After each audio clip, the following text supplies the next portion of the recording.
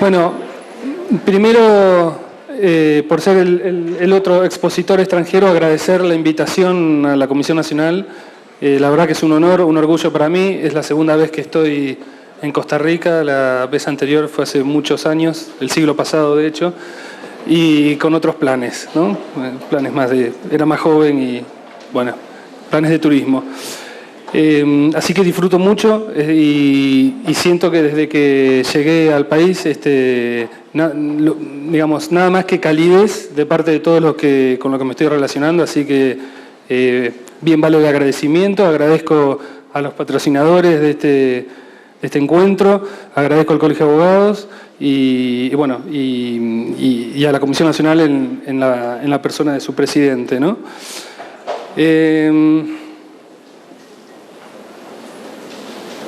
Ahí vamos. Primero les tengo que hacer una confesión. Lo estuve pensando mucho toda la jornada de hoy y la verdad que me siento bastante contenido de alguna manera por este público y en este lugar de un error que cometí, sí, el siglo pasado. Por allí cuando terminé mi secundaria, bueno, se me ocurrió estudiar Derecho.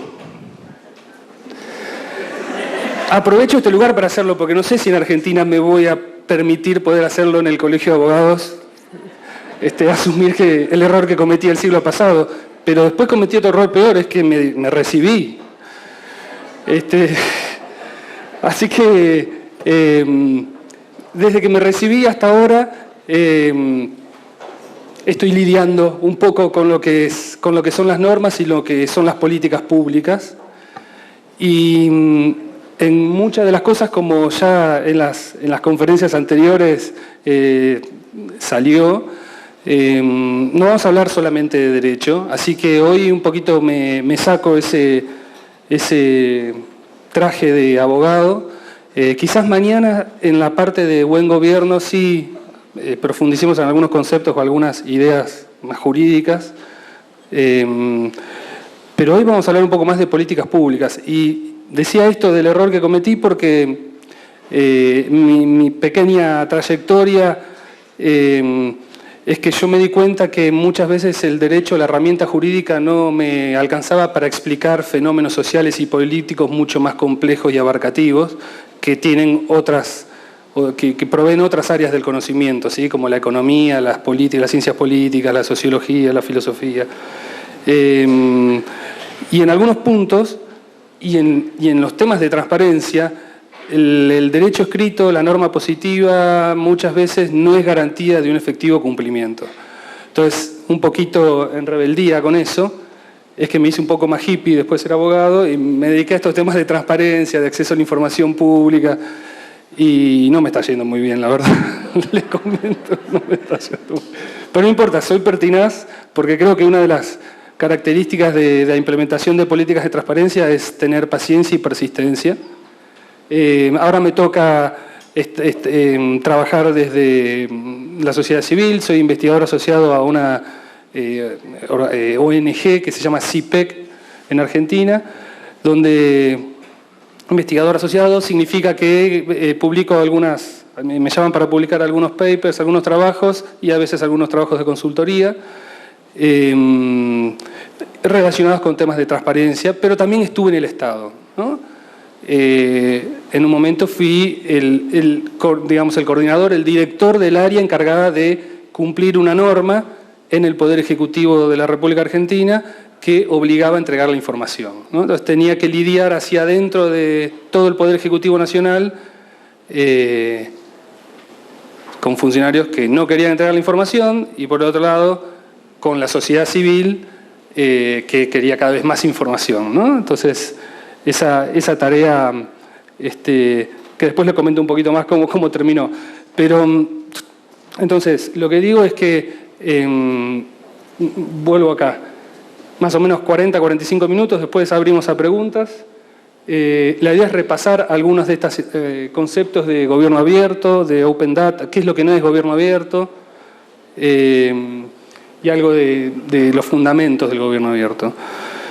Y después describir un poquito lo que es la Alianza para el Gobierno Abierto, a sabiendas de que Andrés Araya, que me precedió, ya estuvo hablando de lo que es la Alianza para el Gobierno Abierto. Lo primero que hay que decir sobre el Gobierno Abierto es que el concepto o esta idea de que son los datos gubernamentales en posesión del Estado, o que el Estado los financia, o que lo financia un privado, pero son posesión del Estado, y son publicados por organismos públicos con un acceso equitativo. Entonces, lo primero que hay que decir sobre el gobierno abierto es que el concepto en sí mismo de gobierno abierto es un concepto ambiguo, ¿sí? Y que está en proceso de construcción. Yo ahora voy a poner una definición que me parece que es la más salomónica de todas, pero hay variadas definiciones, pero lo que me interesa es que les quede la idea de qué es lo que está detrás del concepto de gobierno abierto, y que los orígenes conceptuales de lo que es el gobierno abierto, que podríamos decir que comienza, si se puede poner una fecha de bautismo o de inicio de lo que es gobierno abierto, es el famoso memorándum del presidente Obama en el 2009, en enero del 2009. Los conceptos de gobierno abiertos son los conceptos de la transparencia en el Estado que, preceden y en muchos años a lo que es el 2009. De hecho, sin ir más lejos, puedo citar como un hito, pero hay normas desde el siglo XIX en Suecia hasta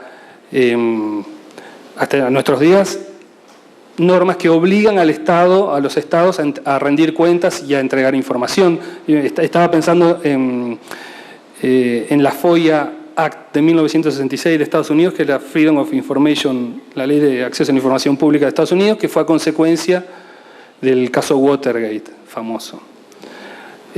Con lo cual, esos conceptos son los que se trasladan ahora a gobierno abierto, con la diferencia de que se cambia el término información por datos, ¿no? Antes hablamos de información pública, se sigue hablando de información pública de hecho, y ahora nos referimos más a datos. Pero esto tiene que ver con la incorporación de las tecnologías a lo que son las políticas de transparencia, que voy a hacer un comentario luego. Afortunadamente, desde el 2009 hasta ahora, este concepto que les digo que está en construcción, para mí sigue estando en construcción. Paso a la definición de la OCDE, que por eso me pareció como la más salomónica, la que a mí más me representa, pero puede haber otra.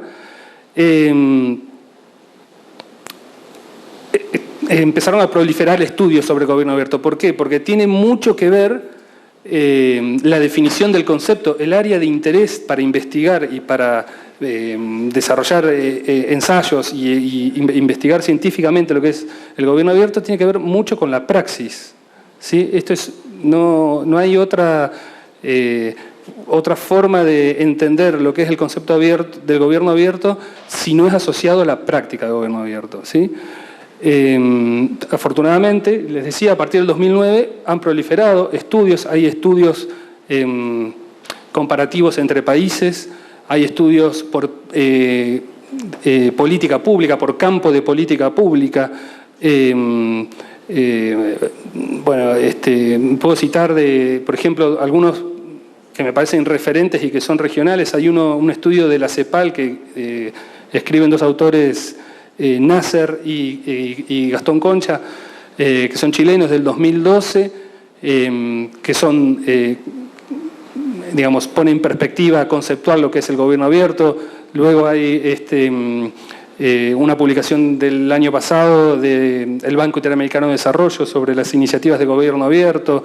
Hay otra de unos autores, Alujas y Nicolás Dassen, que también son muy interesantes para ver. Quiere decir que están proliferando, afortunadamente, y ya les digo, por países, por experiencias de países y por temáticas de publicación de datos. Entonces, como les decía hace un rato, hay un punto ciertamente de inflexión con lo que es la incorporación de las herramientas de tecnologías de comunicación e información, ¿sí? Se dice que estamos viviendo en un siglo XXI donde la comunicación es instantánea. Y eso interpela y desafía al Estado de una manera que todavía no sabe el Estado cómo responder. Digo, el Estado, en términos generales, algunos están más avanzados o vieron cómo se venía a la mano un poco antes, pero siempre está el Estado, en todos los casos, siempre está un paso atrás de lo que están los desarrollos tecnológicos. Los desarrollos tecnológicos, en primer lugar, son apropiados o financiados por el sector privado, por empresas, y después viene el Estado, ¿sí? Entonces, y de alguna manera explota, ¿no? O sea, después hay una diapositiva donde hago un raconto, hice un raconto rápido de todas las herramientas de las tecnológicas para vincularse con el Estado y van a ver todas las que son. Bueno, básicamente, ya se dijo también, pero vamos a hacer un poco más de hincapié sobre eso. Los ejes de lo que es el gobierno abierto son tres grandes pilares: transparencia, colaboración y participación. Y sí, por lo menos lo que no es gobierno abierto, pero que, digamos, a veces se suele confundir. También hay algunos artículos que escriben sobre eso y me parece bueno, ahí se ve mejor. Me parece bueno simplemente nombrarlo. Open Data es, digamos, el acceso a información al nivel de datos puros, cualquiera sea su índole y su naturaleza, sin que esté relacionada con el Estado, ¿sí? ¿No? Exceptuando las restricciones legales, perdón, me olvido y la protección de los datos personales, que eso es un tema para hacer una conferencia en sí mismo. La verdad que abierto es un prefijo muy poderoso, ¿no? Con mucha connotación. Concretamente tiene que ser accesible por todos, ¿sí? Eso da una idea de igualdad de poder acceder a los datos, que sea redistribuible, que no haya restricciones técnicas para poder acceder, y ahí es cuando empezamos a restricciones técnicas burocráticas, tecnológicas, normativas, institucionales. Institucionales digo, no solo entendiendo institucionales como prácticas también, ¿no? Como hábitos, como forma de relacionarse entre Estado y ciudadano. Su distribución es licencia abierta y no restringe otros trabajos, ¿no? Y data o los datos, toda la clase de información, cualquiera sea su naturaleza. Entonces, cuando el Open Data se refiere a datos producidos, entregados o en posesión de organismos públicos, es lo que se llama gobierno abierto, ¿sí? Entonces, el Open Data es mucho más amplio que el gobierno abierto, y simplemente para nombrarles, no quiero abrumarlos ni abrumarme a mí, porque tampoco domino las tecnologías, soy un abogado arrepentido, pero no dejo de ser un abogado. Se dice que lo que se viene es, la segunda revolución industrial, es el Big Data. En este momento estamos en una transición, en lo que se llama una web 2.0, ¿sí? Que diferencia la web 1.0, que es interactiva, ¿no? Que permite las redes sociales, por ejemplo, es el icono o lo que demuestra más claramente lo que son la web 2.0. La web 3.0, que es hacia donde se va, es la web semántica, ¿sí? Donde las mismas tecnologías empiecen a interpretar y entender lo que los consumidores, que ahora vamos a ver que se llama consumidores, pero también somos productores de información como ciudadanos. Y ya la web 4.0 es la web inteligente. Bueno, eso es lo que están discutiendo académicos e investigadores de todo el mundo, expertos en tecnologías. Y ya están trabajando sobre modelos de madurez, sobre lo que es las grandes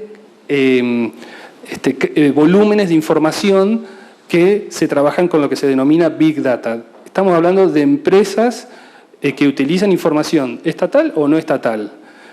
Y empresas donde, obviamente, vuelvo excepto las restricciones legales y la protección de datos personales. Con restricciones legales, lo que estoy diciendo claramente es secreto industrial, por ejemplo, ¿no? Propiedad intelectual. Hay un gran debate sobre este tema. Por eso que esto excede al Estado, a la información pública. Por eso lo quiero dividir de lo que es gobierno abierto de Open Data.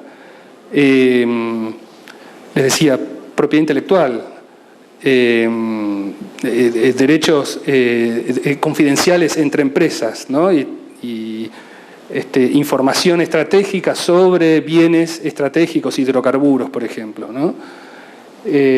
No solamente, o sea, entonces esto se está investigando como lo próximo. Entonces, lo que quiero decir ante esto es que la velocidad de los cambios de la web 1.0, que era una web donde el usuario era pasivo, solo leía información, no hacía nada. Llegamos a la web 2.0, redes sociales. Vamos a la web 3.0, no sé cuándo, y a la web 4.0. ¿Sí? Y los cambios son muy veloces y siempre el Estado está detrás de esto. Siempre, ineludiblemente. Vuelvo a gobierno abierto, entonces, ya habiendo aclarado lo que no es gobierno abierto. Entonces decíamos, 3 grandes pilares, gobierno abierto: transparencia, participación y colaboración. Estos fueron los 3 pilares que Obama menciona en su memorándum del año 2009.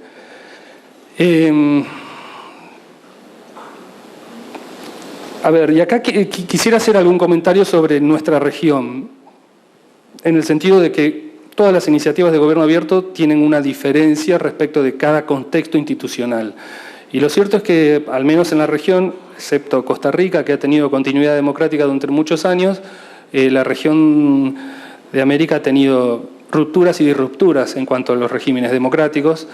Y esto es un dato no menor a tener en cuenta en la implementación de políticas de gobierno abierto. Digo, Argentina cumple 30 años de recuperación democrática y varios países de la región también están entre 20 y pico y 30, 35 años. La verdad que solamente se puede hablar de esto bajo un régimen democrático, y aquellos países que tuvimos regímenes autoritarios o totalitarios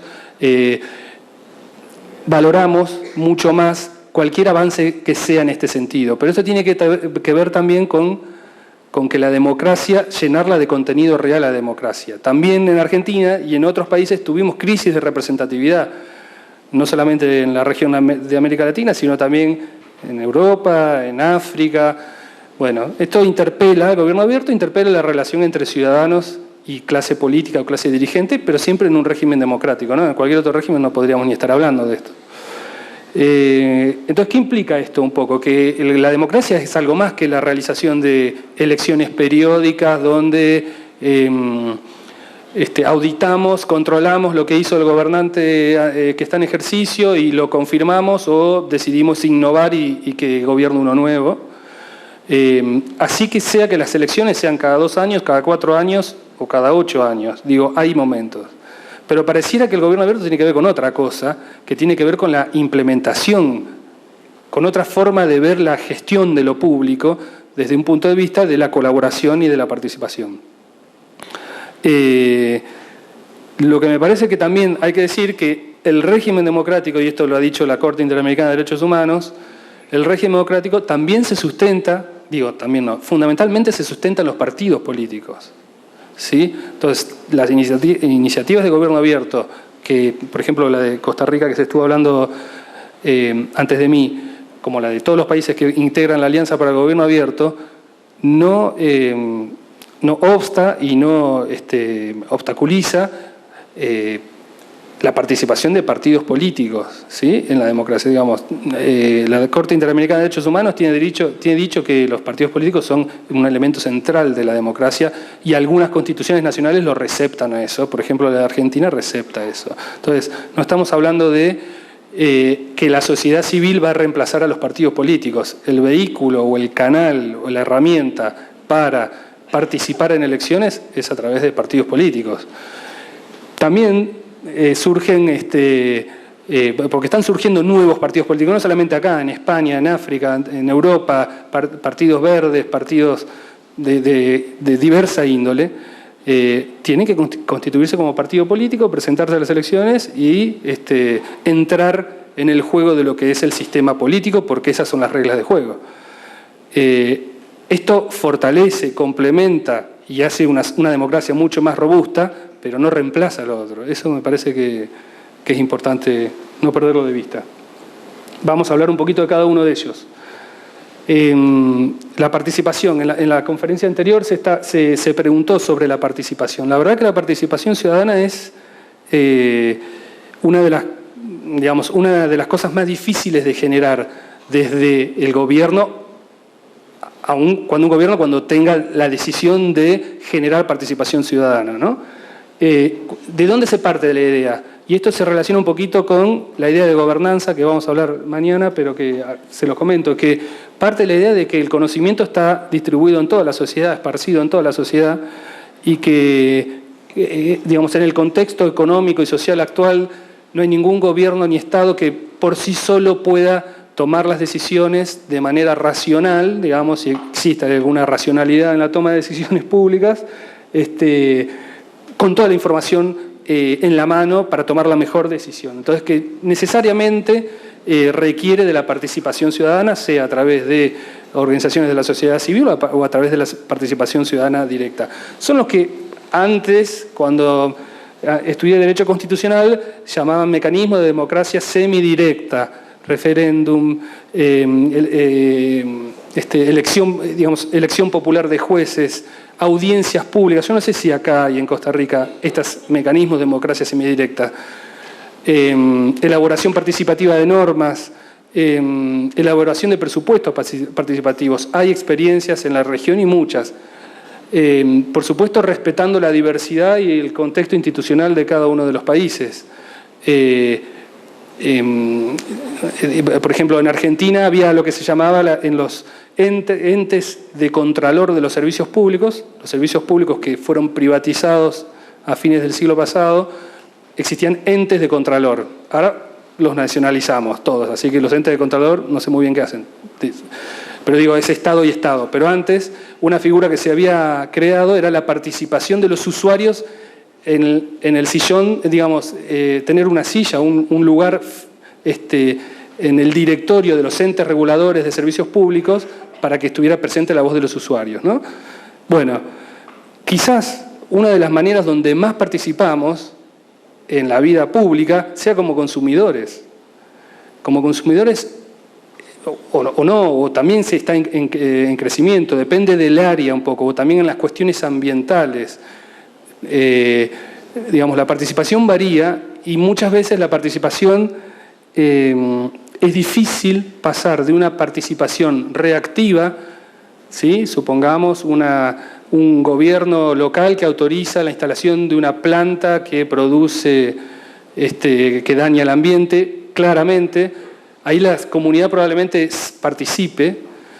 De hecho, ahora pasó hace poco en Argentina una minera que abrió las compuertas de no sé qué piletas y cayó arsénico, se derramó mucha cantidad de arsénico en una población cercana, la población se levantó entera. Digamos, cuando hay cuestiones ambientales, claramente la participación es reactiva y es más sencilla de unir, de unificar y de que tenga volumen y contundencia para modificar alguna decisión pública.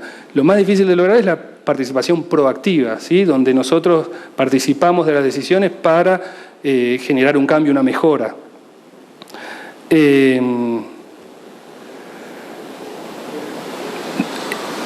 Entonces, pasar de lo que es la participación a la colaboración tiene un elemento central. Primero que estamos hablando de políticas o de áreas de políticas que requieren que el gestor público, el que tiene que tomar la decisión, sea permeable a la participación y a la colaboración. De nada sirve hacer una audiencia pública para lo más sencillo, que puede ser colocar un nombre a una plaza.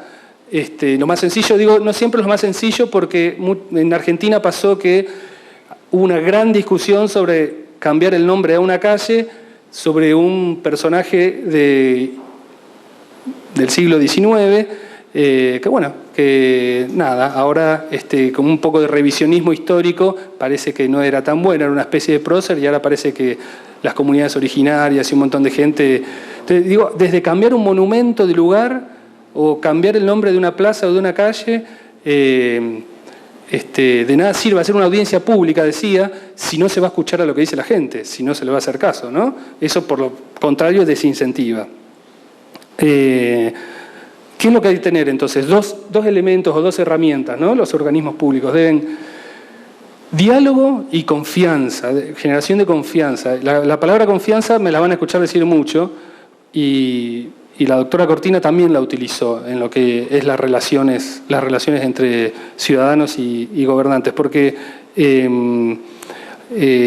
todas estas iniciativas sin generación de confianza digamos, no pueden ser implementadas. Y como también se dijo en la conferencia anterior, una precondición, ya sea para la participación y la colaboración activa en la implementación de políticas públicas, es el acceso a la información pública, la transparencia, ¿sí?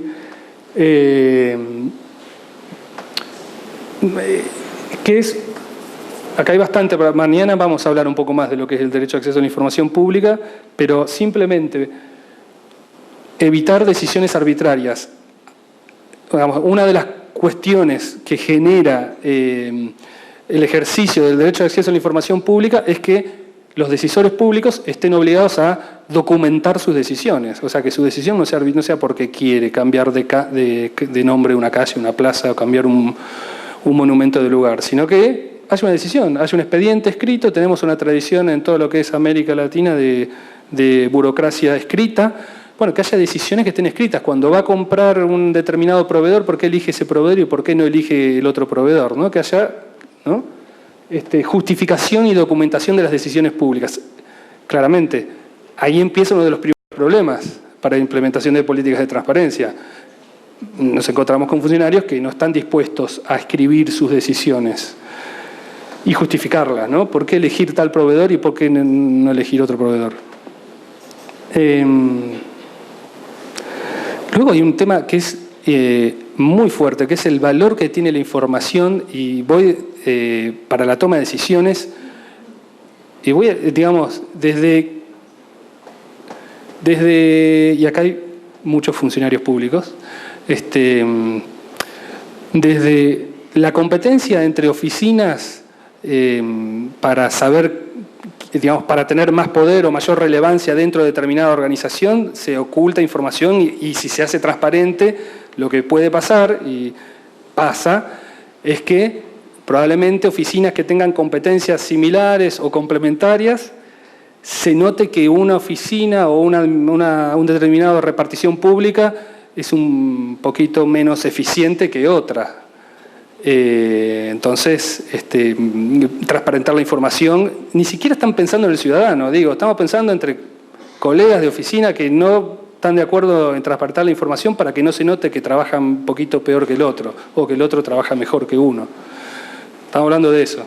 Ni les cuento cuando interviene el ciudadano, ni les cuento el valor que tiene la información para la toma de decisiones económicas, ¿no? Una empresa se quiere instalar en determinado polo industrial, de determinar por qué se va a instalar en una ciudad o por qué se va a instalar en otra ciudad, dónde tiene más beneficios impositivos, exenciones, subsidios estatales, etc. Eso es toda información pública, ¿no? Entonces, la no publicación de esa información pública hace que el empresario tome decisiones de una manera desinformada o acceda a la información por otros canales que no son los normales. La verdad que lo normal sería que toda esa información fuera de fácil y libre acceso cuando no estuviese publicada proactivamente. Voy a ir, me parece, un poquito más rápido. Todo esto lleva a la idea de gobernanza, que es... mañana vamos a hablar un poquito más de transparencia y gobernanza, que es este reconocimiento de que el Estado, sea el Estado nacional, el Estado provincial, estatal o el Estado local, por sí solo no puede llevar adelante, digamos, a ver, ¿cómo lo puedo decir? Manejar las expectativas de la sociedad en cuanto a una mejoría en un futuro, ¿sí? Todos pensamos que en un futuro vamos a estar mejor. ¿Cuál es esa brecha? ¿Cómo maneja la brecha el Estado entre estar mejor en calidad de vida, en todo? Entonces, digamos, todos queremos estar mejor en 5 años, pero el Estado solo no puede hacerlo. El Estado puede cumplir un rol preponderante, directivo, a donde va la sociedad, pero no lo puede hacer sin la sociedad civil, sin los partidos políticos y sin el sector privado. O sea, por sí solo no lo puede hacer.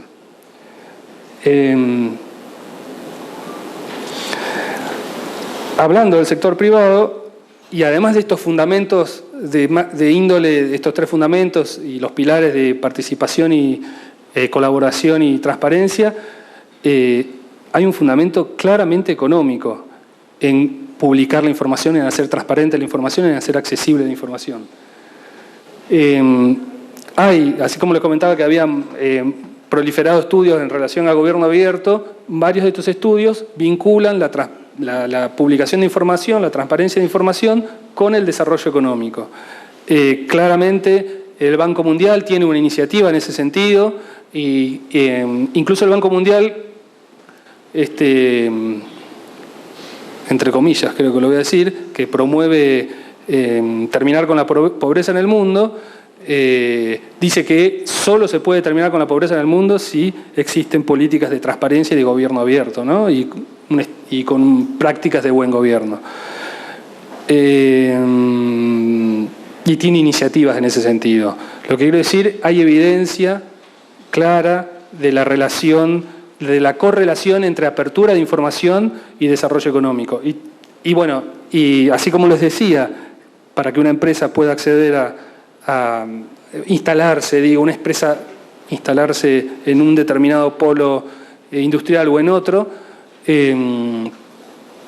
surge un ambiente, ¿no? Un ambiente de innovación, con la publicación de datos y con lo que es Open Data, que todavía no sabemos las consecuencias que tiene. Hay algunos estudios que ya identifican áreas especiales de negocios y de desarrollo económico donde ya hay claramente ganancias, sobre todo apuntando a innovación y emprendedorismo.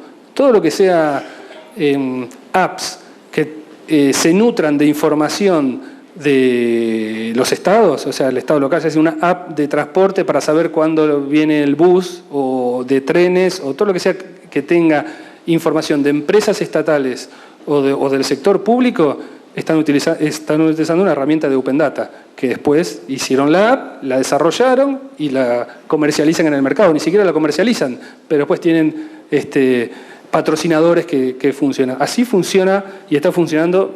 Me imagino que en Costa Rica debe haber experiencias, no las conozco, pero está funcionando desde Argentina hasta Suecia. No sé, en todos lados hay hackatones, desarrolladores que están todo el tiempo pensando. Y lo que hace la apertura de datos, la verdad que es que ¿no? La masiva y sistemática publicación de datos, lo que hace es eso, sumado a innovación y sumado a alianzas público y privada, incrementa la competitividad. Y la verdad que ese es un tema que los gobiernos no lo están tomando mucho en cuenta, pero para mí es central, porque en un momento donde me voy a meter simplemente, sin ser experto en la materia ni mucho menos, pero en un momento de crisis global en términos económicos de las economías tradicionales, el incremento de la competitividad no pasa por bajar costos patronales, sino pasa por la innovación. ¿Se entiende? Es decir, no hay que bajar ni sueldos, ni jubilaciones, ni despedir a nadie. Hay que innovar todo el tiempo. Así se aumenta la competitividad. Bueno, la apertura de información, el Open Data y el Open Gov sirven, son insumos necesarios de una mayor competitividad.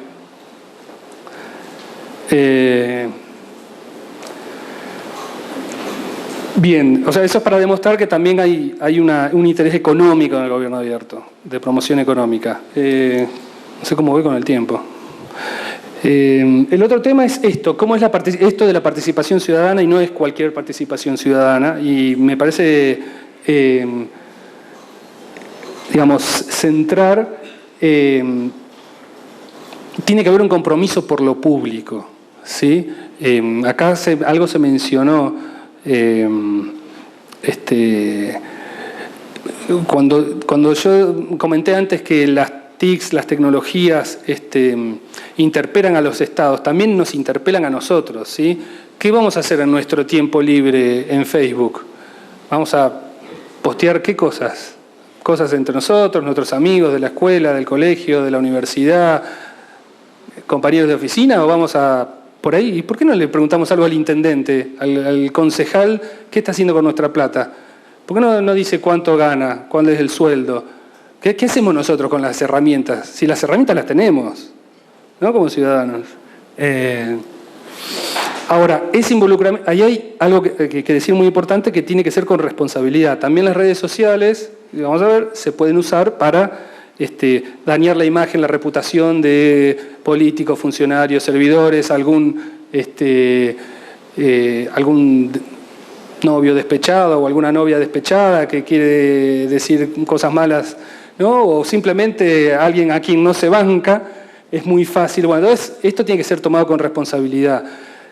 Por eso es muy importante que los estados, de cualquiera sea nacional, estatal o municipal, tengan una estrategia deliberada. Piensen cómo van a hacer para interactuar con los ciudadanos en las redes sociales.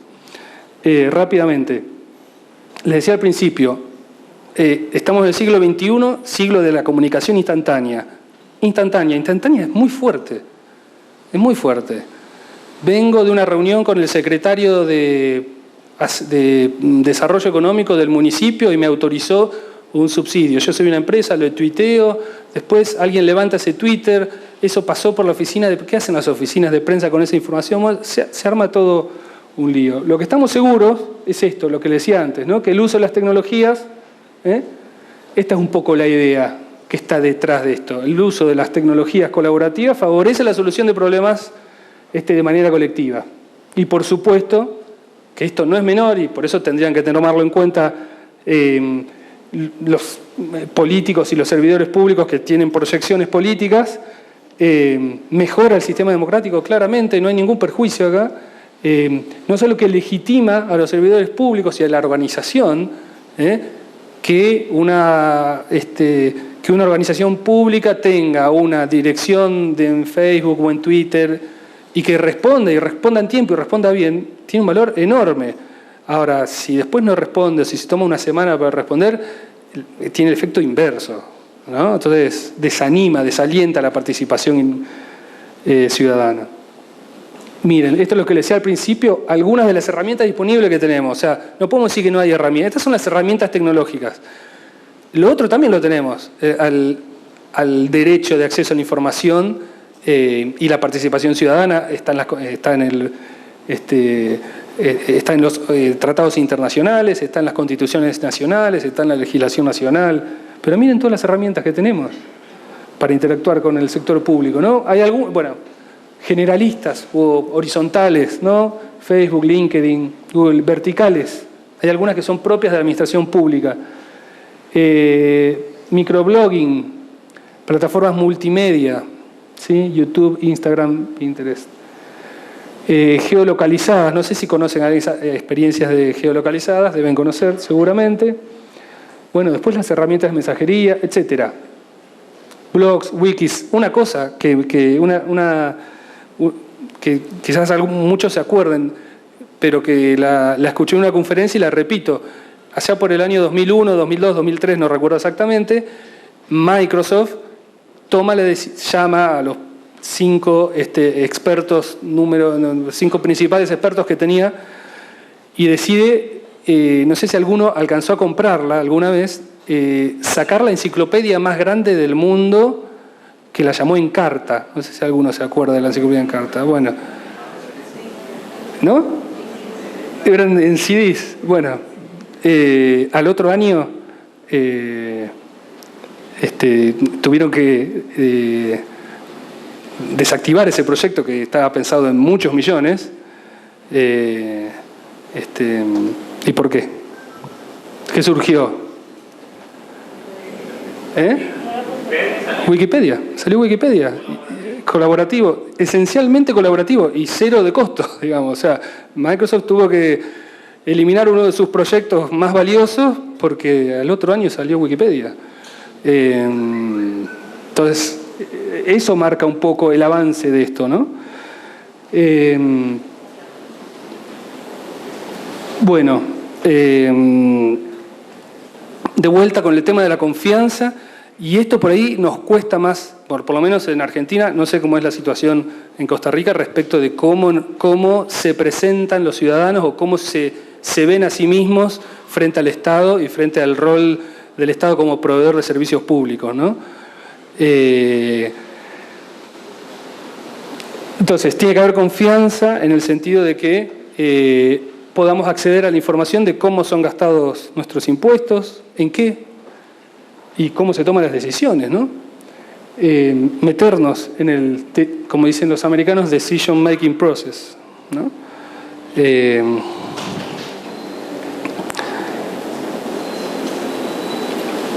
Y esto de la innovación parte de 3 ideas clave, que un poquito algo antes mencioné, que es esta idea con la web 2.0, cuando les comenté lo de la web 2.0, que es que pasamos de meros receptores pasivos de la información que publican empresas y organismos estatales a esta web 2.0 donde hay interacción. Bien, en este proceso de interacción se cambia esta denominación por prosumidores. Prosumidores suena bastante raro, pero significa que somos productores de información y de contenido en Internet. Eso ya lo tienen las empresas proveedoras de Internet, ya lo recontra tienen estudiado, súper estudiado,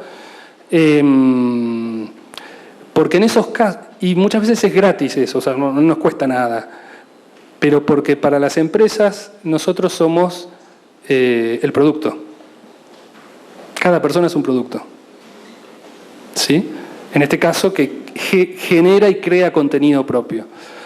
Esta idea de inteligencia colectiva, que es un poco lo que ya les comenté, que es que ninguno de nosotros sabe más que todos nosotros juntos, y la modificación de la interacción entre ciudadanos y organismos públicos. Y ahí lo que dice este autor Criado, que está muy bien su paper, es que se desmediatiza, utilizar ese término, yo no lo quise poner porque ya eran demasiadas palabras raras, desmediatiza. No sé, estoy pasando un ejemplo concreto. La presidenta de Argentina hace poco salió en cadena nacional diciendo que tal persona, no sé, Juanita de Catamarca le había dicho por Facebook que la escuela tal no estaba en condiciones y le envió un subsidio para arreglarla. Eso saltó todos de los organismos estatales, ¿no? Y bueno, y el acto era que la escuela ya estaba arreglada, digamos. Saltó todo, el Ministerio de Educación, el Ministerio de Infraestructura, la Jefatura de Gabinete, o sea, pasó por todas las instancias, fue directo. Bueno, tenía otro fin ese comentario de la presidenta, pero quiero decir, esto de desmediatizar, supongo que acá también pasa algo similar en relación a la interacción entre el ciudadano y el Estado. De vuelta, para resumir un poquito esta parte y vamos a la Alianza para Gobierno Abierto rápido. Esta interpelación que tenemos cotidianamente tiene la respuesta que tiene que dar el Estado utilizando las tecnologías es con transparencia, participación, rendición de cuentas, colaboración y coproducción pública. El desafío está, las herramientas están, las herramientas jurídicas están.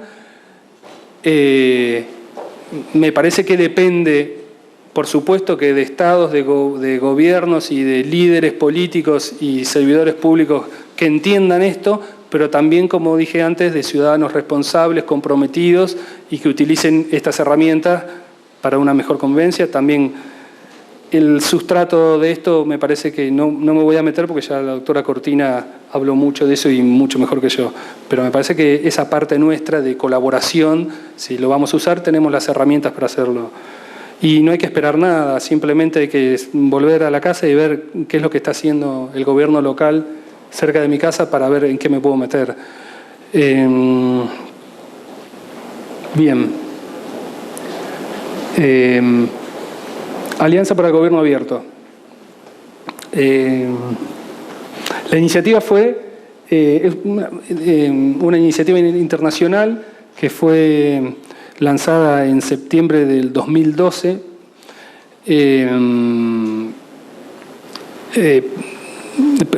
presentada en septiembre de 2012, pero en realidad fue lanzada en el 2011, que promueve entre sus socios tres cuestiones: colaboración, transparencia y participación. Estamos hablando de lo mismo. Es una iniciativa multilateral y parte un poco de la idea de que es necesario gobiernos que rindan cuentas para un mejor desarrollo. Esto lo dice en su Carta Constitutiva.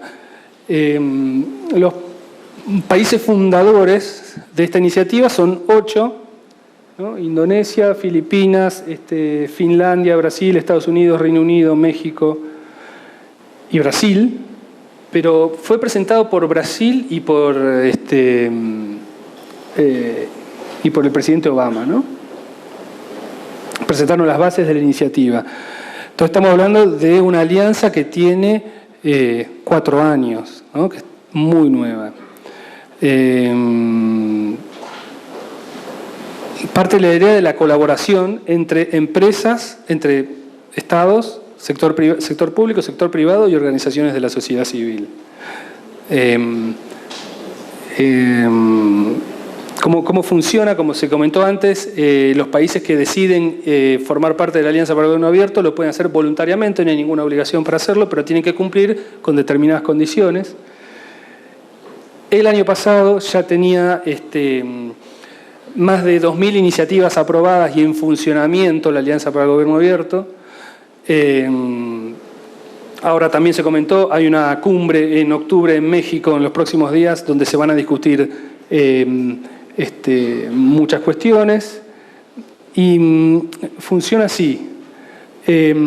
Para integrar la Alianza para el Gobierno Abierto debe haber una decisión del más alto nivel del gobierno, donde presente un plan de acción con determinadas condiciones, desarrollado en base a un proceso de consulta pública con el sector privado y las organizaciones de la sociedad civil, del cual participan gobierno, sociedad civil y sector privado, como ya les dije.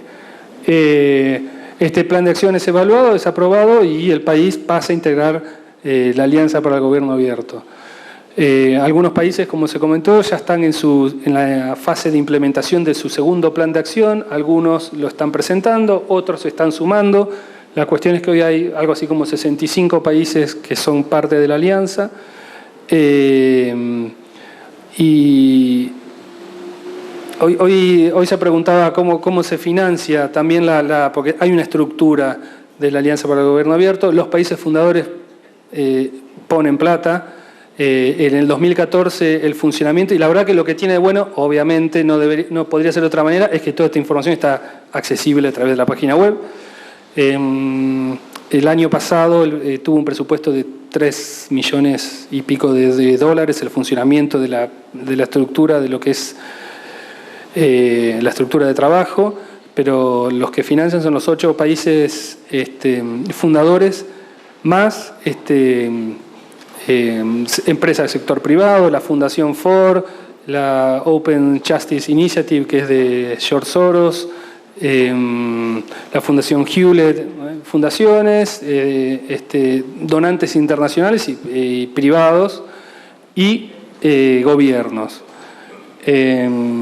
No significa que haya que un gobierno, que un Estado tenga que pagar una cuota para formar parte, eso no, sino que hay un cierto grupo que la promueve y la financia. Algo interesante, o sea, hay mucho para decir de esto, pero no quiero extenderme demasiado.